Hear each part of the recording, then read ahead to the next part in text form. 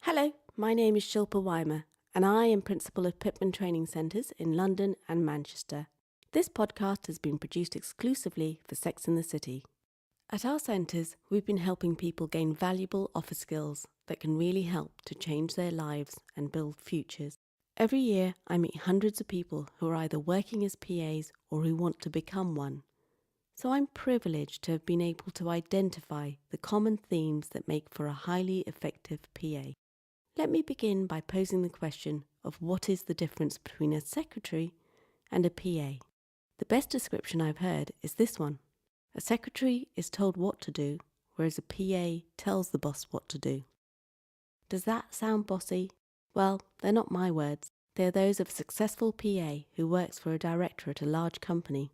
However, I think she's right, and her attitude is exactly what I'd expect from a successful PA, one of absolute confidence. So now we're clear on that, let's move on to my top 5 tips.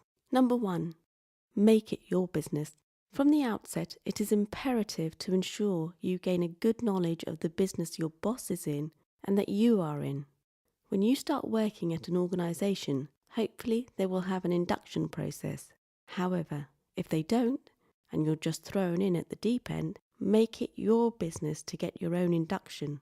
By that, I mean you'll need to ask plenty of questions to find out the following. What does the business do? Who are the clients of the business? Who are the principal people in other departments? And how do all the departments work together? 2. Take twice daily. Your role is to manage your boss. To do that, you need to communicate with them about what you are doing and what they are doing. Often, executives get caught up in their day and forget about the PA who's holding it together back at the fort. So, top PAs know that from the outset, they need to schedule 2 important meetings into the busy executive's diary. One is first thing in the morning and one is last thing in the evening. 3. Use your physical space to create an impressive presence. Your credibility is very important in the role, and to establish yourself with everyone you meet, make sure that when greeting people, you stand up and move out from your desk, shake their hand and introduce yourself.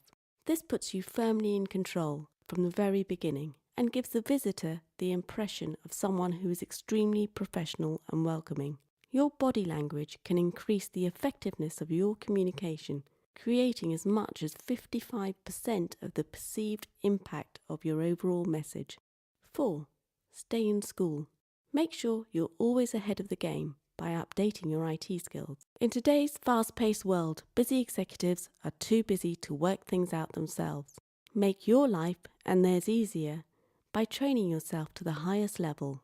You need to know how to create spectacular presentations, make reports, look great, and produce valuable data and charts from complex spreadsheets. These are the things that will not only make your boss look great, but help you to become an invaluable PA. If you are not using Microsoft Office to its fullest, then book yourself on a course, and obviously I'd recommend coming to Pitman Training at High Holborn, Notting Hill or Manchester. Tip number 5, it's a two-way street. The relationship between a director and their PA is a two-way street, and it is equally important for you to understand what you can expect from a good boss. Here are some basic things that good bosses know are important. They treat their PA with respect. They ask them how they are each day. They invest in their personal and professional development. They listen to them. They say thank you. They realise that their PA has a life outside of work and accommodates these needs. They know that in return, they will get an extremely loyal and hard-working PA. And they keep their PA in the loop, share their successes with them, and again creating loyalty. If you feel your boss is not treating you in this way, it's time to reevaluate your working relationship. Stop being a martyr, start being clear about what you want, and explain how they will benefit from this change in working style. Maybe you could pin up this checklist as a poster in the office to remind both you and your boss of what's expected.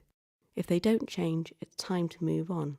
If you're looking to improve your PA skills, contact one of our course advisors in London's Notting Hill and Holborn or Manchester on 020 7025 4700 or for more information go to www.holborntraining.co.uk.